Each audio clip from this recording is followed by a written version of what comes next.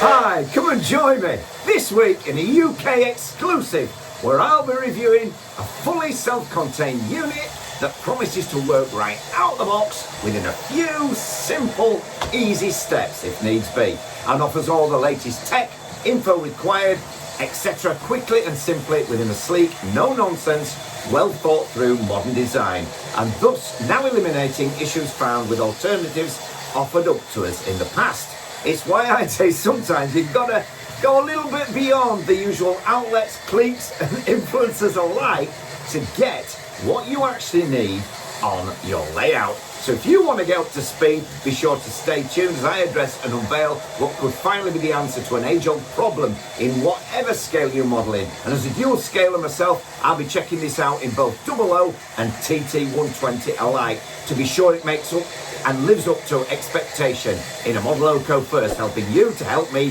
to help others. So don't forget to subscribe and support unsponsored and unbiased modelling. That's Modeloco for all things model railway. Now I'm going to play trains myself, and we'll see you real soon.